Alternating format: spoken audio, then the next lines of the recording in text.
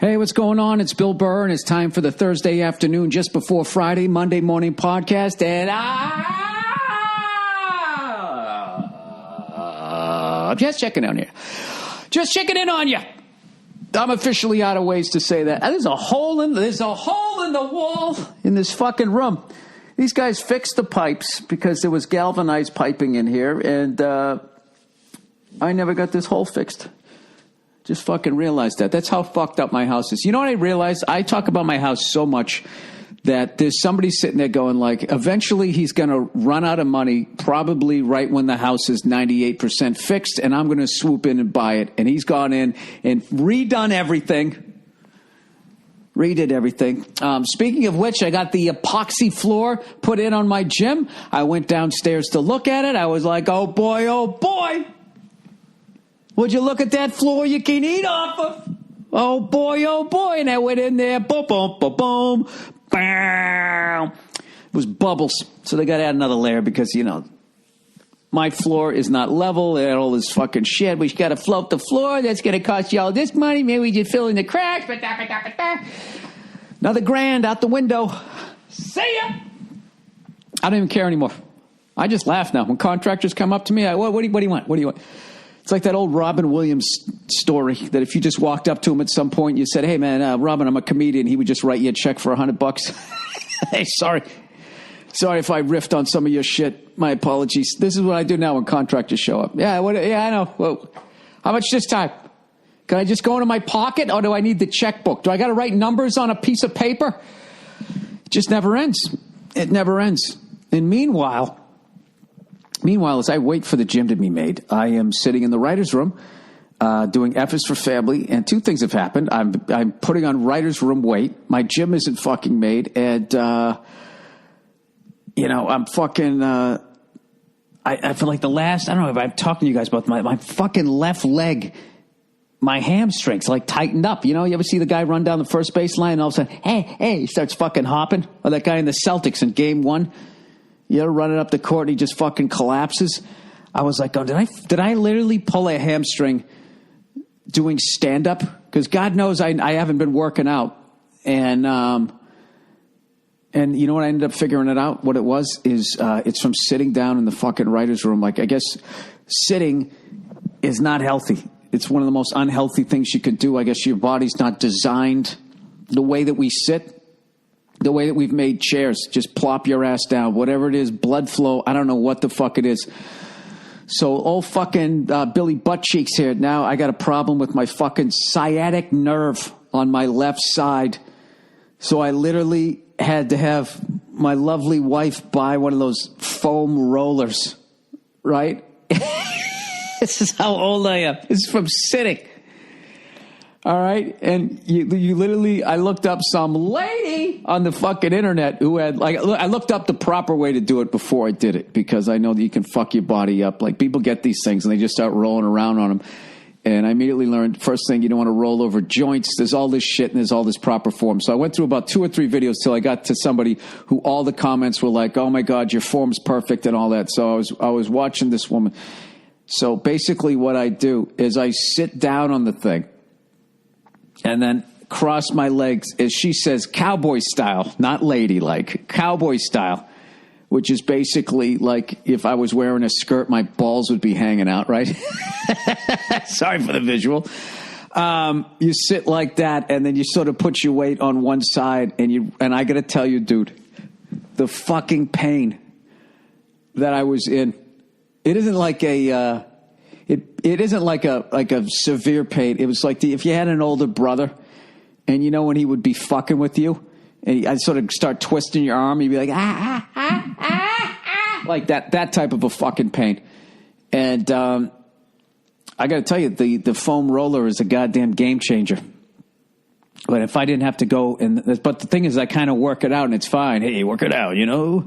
But then I go and I'm in a writer's room all day, so I keep trying to stand up and that type of shit. And I'm feeling like it's 2 steps forward and 1 step back, but I'm at least moving in the right direction. So I just putting that out there. If you do have any of those types of problems, get one of those. This has been working for me, I should say. I'm not a doctor, and I don't play one on TV, but this has been working for me. And if you're young, I would start doing yoga as soon as you can. It's, I'm telling you, I've known this forever, but I just get bored with shit. I'll do yoga and be like, I'm just going to do yoga like every fucking day. And then I just get burned out. And then I'm like, you know what? Fuck yoga. You know? I get mad at yoga rather than myself for being totally fucking obsessed with shit for like 10 days until I just, you know, I did that with Chipotle a long time ago when I lived in New York City. You know, if you ever moved to New York City, which I hope you do, everybody should try and fucking live there. It's great, you know, until you get into your 30s and it's like, oh, am I going to be one of those cat people? I got to get out of here, right? I want some space, you know. But when you live there, you know, you start ordering out. This is how it works. You move there, you're fucking terrified. Like, how the fuck am I going to afford to live here? And you fucking eat spaghetti every fucking night, right? And then you start making a little more money, and every once in a while you take a cab. And you're like, oh, my God, I'm taking a cab. This is fucking amazing. And then you get back to your apartment, and you have all this guilt because you blew all that money, and you could have just spent, you know, whatever the fuck it was back in the day. It was like $1.25 to take the subway. Yeah, I know. That's how old I am. And then you start making a little more money, and then all of a sudden you start ordering out, right? You start ordering out, you start to get to know all the restaurants and all that type of shit. And then once you have the money to order out, what immediately happens is it's just a radius within which that they'll deliver, and you burn out every fucking restaurant around you. And then you're officially a New Yorker when you're living in Manhattan and you're bitching that there's no good restaurants in your neighborhood. There's no good Italian. You can't get good Italian. I don't understand why. I mean, there's so many people here. If the foot traffic alone, why don't they put in an Italian fucking restaurant? And you start flipping out. Like, whatever your favorite food is, you're bitching that it's not there. So whatever. So this Chipotle ends up opening up after I tried every fucking restaurant 15 times in my little fucking 3-block radius. And I went to that fucking thing, like, I swear to God, I went there like, I don't know, maybe 11 days in a month. And I'll never forget how I felt that last time.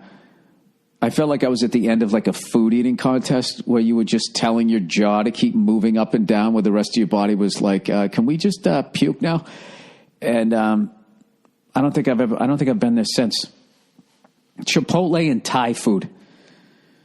It was a Thai food restaurant down the street, and I remember I ordered it, and it was delicious, and then it sat in my fridge for 2-3 days, and I said, hey, you know what I think I'm going to eat that 3-day-old Thai food, see how that does. And I got food poisoning, and rather than being the mature person and taking the responsibility on my end, I blamed Thai food. I was like, fuck Thai food. I'm never eating Thai food again. I didn't eat that for like 10 years. And then, eventually we came back. We were able to smooth things over, you know, like Guns N' Roses. You know what I mean? It was the exact same thing, exact same trajectory I had with Thai food. Band members in Guns N' Roses had with Axl Rose, and now they're all back together. And evidently, the fucking shows have been great. They played Mexico City the other night, and I would have loved to have gone to that show, had a great time, then get kidnapped. You know, wouldn't that be great? Mexico City scares the shit out of me. Any Mexico people? Mexicans? Real ones. I don't mean the ones here in L.A. I mean the real fucking deal. You're in Mexico. You know what I mean? Like, I'm German-Irish, but I don't live in Deutschland or fucking the Emerald Isle. You know what I mean? I lived in Massachusetts. I went to Friendlies. You know, I'm not a kraut, right? So let me ask you this, because it's right there. It's fucking a quick plane ride away. There's all these beautiful places to go, and then there's all these other fucked up places to go. I don't know where to go.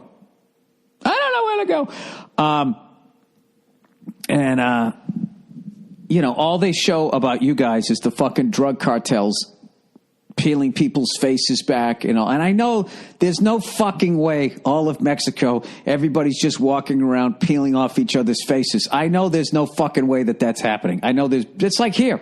I bet people outside of this country think everybody walks down the street with a fucking gun on their hip. You know, when they don't have money for a toll, they shoot the guy in the toll booth, and then some stagecoach comes in. I don't know what the fuck they think, right? Or they think we're and we're all 300 pounds and we're on fucking meth, right? We don't know where England is. All that shit. All that snobby European shit where they just think they're so fucking cultured. You know what I mean? With their little ass fucking countries over there. That's driving. Whenever I go over to fucking Europe, I love when they say shit like that. You know, you guys don't know about the fucking world. It's like, neither do you. You don't know what the fuck's going on over in Asia. You know what's going on right in your little fucking area. But your little area, for me, would just be the East Coast. But for you, it's like 15 different fucking countries. Belgium and fucking Luxembourg. I mean, you can walk through those two countries. You can sleepwalk through those two countries from fucking Amsterdam and end up in France and be like, what happened? Oh, shit, I got to go to work. And then jog back. Having said that, I'd love to go to both places. Oh, the big phony covering his fucking tracks. I was going to go to your show in Belgium, but after you talked about how small we were, now I'm not going. Controversy on social media today when one person in Belgium took offense. So anyways, they're redoing the fucking floors again. So I end up getting Bubbles. B is for Bubbles. Remember that? Sesame Street. Bubbles, bubbles, bubbles. It is for brother who bought you some. And there was that fucking guy with the puberty voice harmonizing.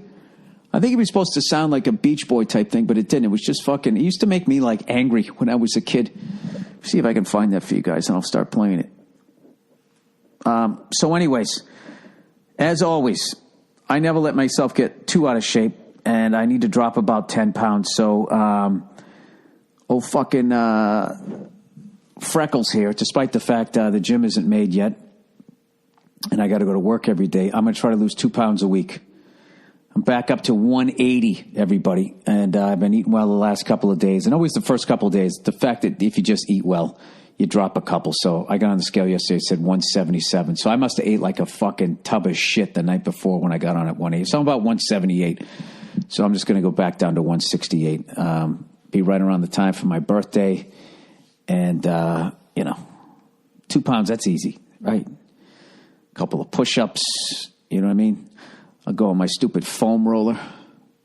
Oh, my God. You know what? I'm so fucking old, I think I have to bring it to work. How fucking hilarious is that? I'm going to walk in with that thing at work, and I'm going to walk in to a room full of comedy writers. Do you understand the pounding that I'm going to fucking take?